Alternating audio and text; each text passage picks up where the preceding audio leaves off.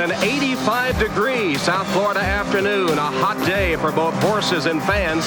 This racing plant escaped any serious damage from Hurricane Andrew, and it's in beautiful condition for today's program. The main track lightning fast and the turf course firm for today's card.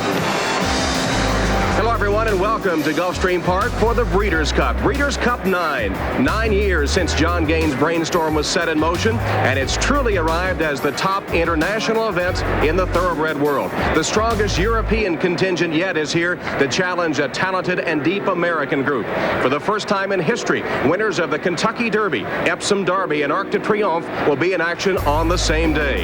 The world's best trainers and jockeys are here, too, as we award $10 million in purses, numerous divisional championships, and the Horse of the Year title, our own one-day election campaign. Talier's Thoroughbred Racing Review for the best of horse racing history on YouTube. Welcome back to Gulfstream Park, where the order of riders up has just been given for the first Breeders' Cup race of the day, the $1 million Breeders' Cup Sprint. This is a race that is often unpredictable. Here are the odds. SHEIKH ALBADUL, who won this race last year, is at 3-1. The favorite, RUBIANO, currently held at 2-1. As you see, the remainder of the odds for this full field of 14, Salt Lake from the D. Wayne Lucas stable at 7-1. A full field of 14 will contest the Breeders' Cup Sprint. That means we will have some horses in the mutual field. Number 12, 13, and 14 coupled in the wagering as one betting interest in the mutual field for this Breeders' Cup Sprint. A packed house, as you see, in shirt sleeves with the 85-degree temperatures. Number 1 is Mr. Brooks, who is trained in England, winner in France his last start, ridden by maybe the greatest jockey of all time, LesterPiggott. He'll be 57 years old next month. It's no surprise that Mr. Brooks beats the opposition like a drum. Trainer Richard Hannon was formerly the drummer in the rock group The Trogs, you know, Wild Thing. Sired by Blazing Saddles, Mr. Brooks was named for that movie's star, Mel Brooks.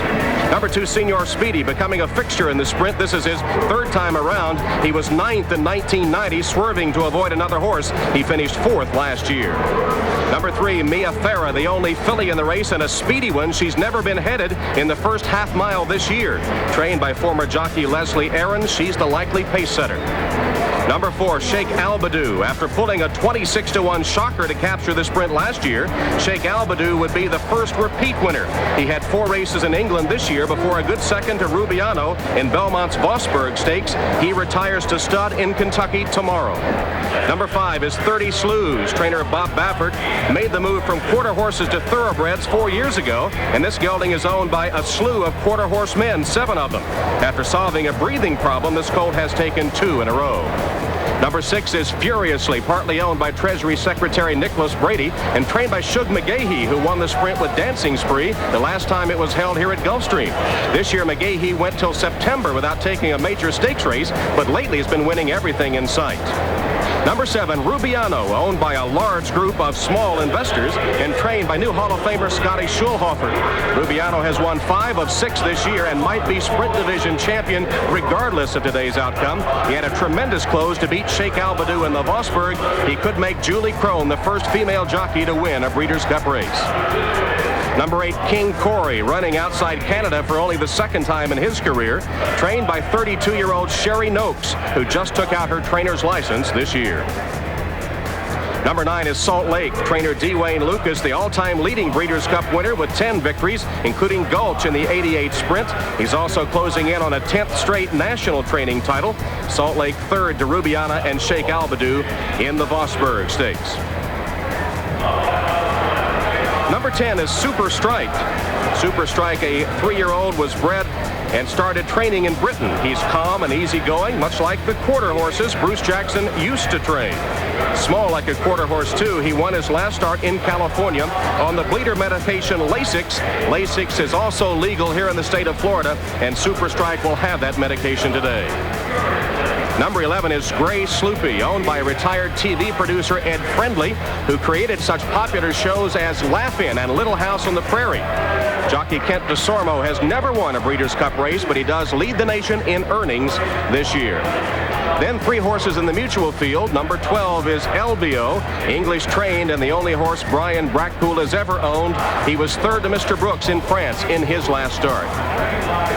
Number 13 is Arrowtown, impressive winner of the Skip Trial Stakes at the Meadowlands in his most recent start, but beaten by Rubiano in their only 2 meetings this year. Lafitte Pinkai, America's winningest active jockey. He has over 7,000 wins. And number 14 is Card Mania. He's been a high-class stakes winner on both sides of the Atlantic, but his best form was earlier in the year. Chris McCarron looks for his 4th Breeders' Cup win.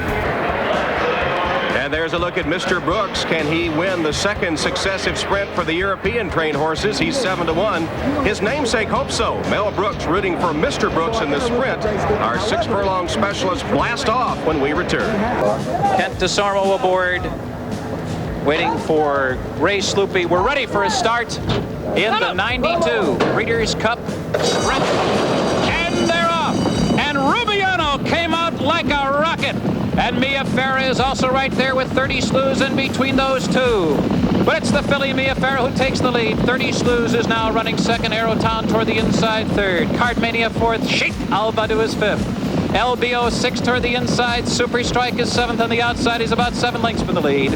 Gray Sloopy is running 8th. Mr. Brooks is down on the inside. He's 9th. Furiously is 10th, and he's in behind horses. Rubiano is 11th, but he's clear of trouble on the outside. Salt Lake is 12th. Canadian King Corey is 13th, and the late running Senior Speedy trails the field.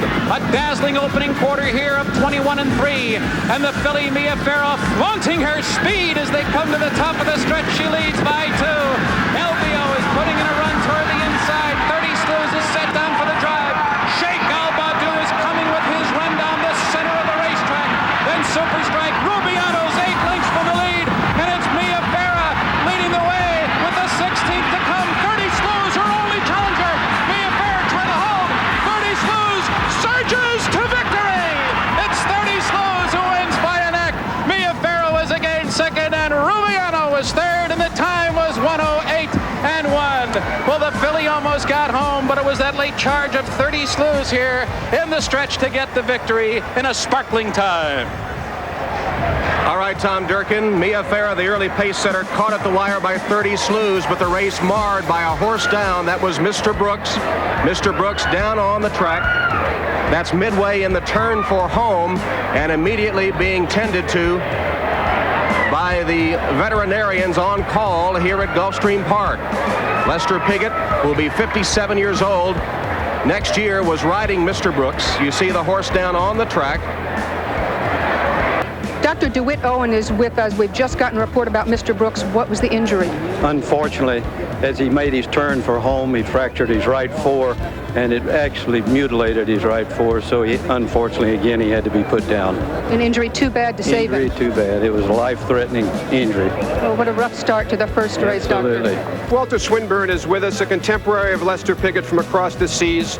You know about the incident to Mr. Brooks, the horse. He has had to be humanely destroyed. Your thoughts on the subject? Were you anywhere near the incident at all yourself, Walter? No, I never saw it. All Lester said at the gate was that he felt his horse moved terrible coming to the start, to post.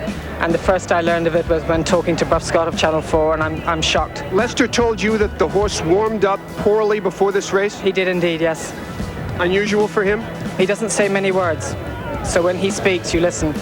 Well, the spill has cast a pall over this first race, but it was a brilliant report. 30 Slews getting up for the victory.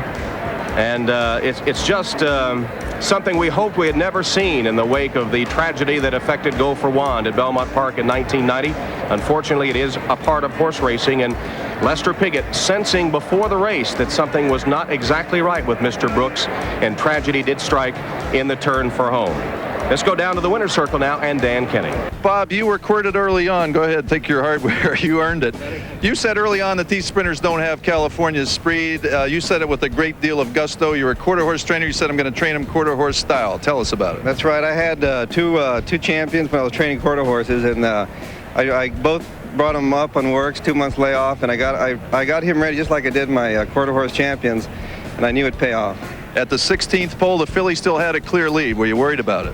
Yeah, she's a nice filly, and I got to thinking about, but Eddie, you know, when you have Eddie, you just feel so confident, and he's just a great rider, and you know, I just have such a great team of people behind me that it just, I knew it'd run good, and I've been bragging on this horse for 2 years, finally got him here. Well, the horse bailed you out with a great effort. Tom Hammond? All right, Dan, 30 slews from former quarter horse trainer Bob Baffert and 7 quarter horse owners. 30 slews beating the pace-setting MEAFARA to win the Breeders' Cup Sprint. Welcome to the interview room. Do I look like Ross Perot? I look like the Admiral? Ready? Admiral Stockwell? Welcome to the interview room. We have Bob Baffert, the trainer of 30 Slews, with us. Bob, congratulations. For the best in historic horse racing action is Thoroughbred Racing Review. Subscribe on YouTube and read the rest of the story on Facebook. Subscribe now.